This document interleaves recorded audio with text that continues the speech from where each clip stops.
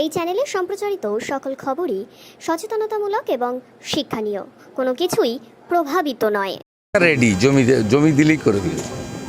Lottery কেলেঙ্কারির তদন্তে কাল থেকে জমি দিলে এখানে একলব্য স্কুল হবে। 9টা স্কুল করতে চেয়েছে ভারত সরকারের আদিবাসী দপ্তর। লটারি কেলেঙ্কারির তদন্তে কাল থেকে রাজ্যে লাগাতার হ্যাঁ, এই লটারি কেলেঙ্কারি হচ্ছে আপনার মার্টিন এবং এই যে ডিয়ার লটারি এবং মার্টিন লটারি, এটা নিয়ে গত 2-2.5 বছর ধরে লাগাতার আমি বলেছি এটা ভাইপো লটারি। তৃণমূল কংগ্রেসের ইলেকটোরাল বন্ডে ফান্ডে 600 কোটি টাকা দিয়েছে, রাজ্য সরকারকে 4,500 কোটি টাকা ট্যাক্স দিয়েছে। এই লটারি লেগেছে অনুব্রত মণ্ডলের, তার মেয়ে সুকন্যা মণ্ডলের, নলহাটির টিএমসির এমএলএ রাজেন্দ্র সিংয়ের ভাই পাপ্পু সিংয়ের, আর আমাদের কলকাতার জোড়াসাঁকোর এমএলএ বিবেক গুপ্তা ওনার স্ত্রীর। এরকম অসংখ্য উদাহরণ রয়েছে। তৃণমূলের নেতা নেত্রীদের টিকিট লাগে, সাধারণ লোকের টিকিট লাগে না, এবং সোল্ড টিকিটে কোনো প্রাইজ হয় না, আনসোল্ড টিকিটে প্রাইজ লাগে। এইটা দক্ষিণ ভারতের ডিএমকে আর এখানকার টিএমসি এই দুজনের ব্যবসা। অর্থাৎ সঠিক জায়গায় ঘা দিয়েছে। আমি গলা ফাটিয়েছি 2-2.5 বছর ধরে, ঠিক জায়গায় হিট করেছে। প্রমাণ হয়ে যাবে রাজ্যের বিরোধী দলনেতা যে লাগাতার 2 বছর ধরে অভিযোগ করে এসছে, সেটা সত্য প্রমাণ হয়ে যাবে। এক মার্কেটে একটি আবাসন থেকে 3 কোটি টাকা উদ্ধারও হয়েছে, ইডি উদ্ধারও করেছে 3 কোটি টাকা এই লটারি কেলেঙ্কারি। অনেক কিছুই হবে এর সঙ্গে। ভাইপো সরাসরি যুক্ত, প্রতীক জৈনরা যুক্ত, আইপ্যাক যুক্ত। এর ডিল হয়েছে চেন্নাইতে বসে, এবং আইপ্যাকের তৎকালীন 2021 সালে ভোটের সময় ডিল করেছে, জেতার পর থেকে এন্ট্রি দিয়েছে। এই জন্য পশ্চিমবঙ্গ সরকারের গৃহলক্ষ্মী, ধনলক্ষ্মী যে সরকারি লটারি, সেগুলো বন্ধ করেছে চোর মমতা। সরকারি লটারি বন্ধ করেছে, করে ডিয়ার আর মার্টিন লটারি ছেড়ে দিয়েছে। 300 টাকা রোজগার করে জনমজুর, ভ্যান চালক, টোটোওয়ালা, 200 টাকা ডিয়ার লটারির দোকানে খালি হাতে বাড়ি আসে। অনেক বাড়িতে দুপুরে খাওয়ার হয় না এই লটারির জন্য। দাদা, রাস্তা থেকে সরকারি বাস উধাও হয়ে যাচ্ছে, সরকারি বাস উধাও হয়ে যাচ্ছে, হঠাৎ করে টিকিট বুকিং ক্যান্সেল হয়ে যাচ্ছে। সরকারি কি বাস, যারা এত বড় বড় ট্যাপ খেয়ে নিচ্ছে তারা বাস উধাও করে দেবে, অসুবিধা কি? এত বড় ট্যাপ কি করে ঢুকিয়ে খাচ্ছে, কোথায় রাখছে ভগবান? হাজার হাজার ট্যাপ, 15টা জেলায় 876 টাকা। কত বড় পেট, মুখের কত বড়। ঝাড়গ্রামে যান আগে, 3.5 লক্ষ টাকা করে সিসিটিভি। আপনার বাড়িতে আছে তো সিসিটিভি?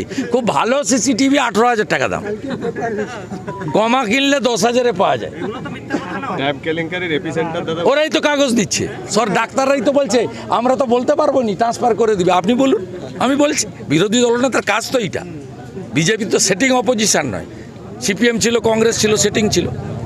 বিজেপি লড়ছে বলে চুরিগুলো সামনে ধরা পড়ছে। ট্যাব কেলেঙ্কারির এপিসেন্টার উত্তর দিনাজপুর হলেও নিয়ন্ত্রিত হয়েছে কেন্দ্রীয়ভাবে। বিকাশ ভবনের তথ্য যাচাই করে অনুমান নিয়ন্ত্রিত হয়েছে মমতা ব্যানার্জির বাড়ি থেকে। আমি গতকালও বলেছি যে রাজ্যের মুখ্যমন্ত্রী চোর, তার পরিবার চোর। সেক্ষেত্রে নিচের তলায় যারা আছে তারাও ঝেড়ে দিচ্ছে টাকা। তারা বলছে উনি ঝাড়ছেন এত, আমি যদি 5টা ট্যাপের 50,000 ঝাড়ি, ক্ষতি কি?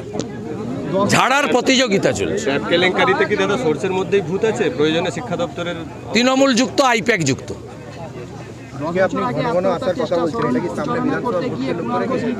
কেন ঝাড়গ্রাম কি বাইরে নেই?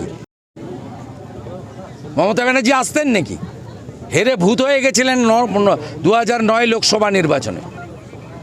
2008-এ পঞ্চায়েতে কিছু ছিল না তৃণমূলের। অশোক মহাপাত্ররা এখানে তৃণমূল প্রতিষ্ঠা করেছিলেন। পার্টিটা উঠে গেছিল 2001 সালের পরে। 2001 সালের পরে পার্টিটা উঠে গেছে, আমি ঢুকিয়েছি। মমতা ব্যানার্জি রাস্তা চিনত নাকি? 2010 30 জুলাই লালগড়, 9 আগস্ট লালগড়ের সভা। এমন জায়গা নেই যে জায়গায় আমি আসিনি। তাতে কি হয়েছে? একটা লোক জ্ঞানেশ্বরী এক্সপ্রেস কাণ্ডে 129 জনকে খুন করেছে। খুনি তৃণমূলের নেতা, উনি বাঘসিংহ নন। ঝাড়গ্রামে পুলিশ সরিয়ে নিন, তৃণমূলকে ধপ করে ফেলে দিবে।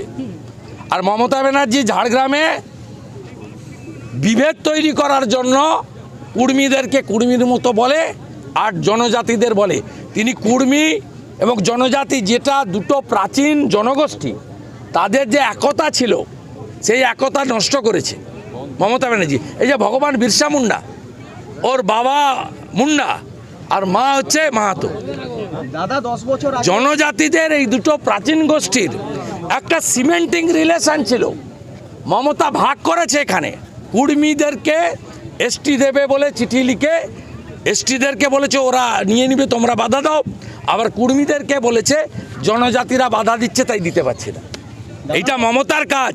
মমতা বিভাজনের রাজনীতি করে ক্ষমতায় থাকতে চায়, ভাইপোকে প্রতিষ্ঠিত করতে চায়, আর হাজার হাজার কোটি টাকা লুট করতে চায়। জঙ্গলমহল আমার জায়গা, আমি মেদিনীপুরের ছেলে। আপনি প্রশাসনিকভাবে 3 ভাগ করেছেন, 13 ভাগ করুন। মেদিনীপুর মেদিনীপুরে থাকবে, বিদ্যাসাগরের মাটি মেদিনীপুর মেদিনীপুরই থাকবে। দাদা 10 বছর আগে আত্মহত্যার চেষ্টা তিরিঞ্চালনা করতে গিয়ে কুণাল ঘোষ লিখলেন কিছু ভুলিনি। আমি ওনার কথার উত্তর দেবো না, মহামানব।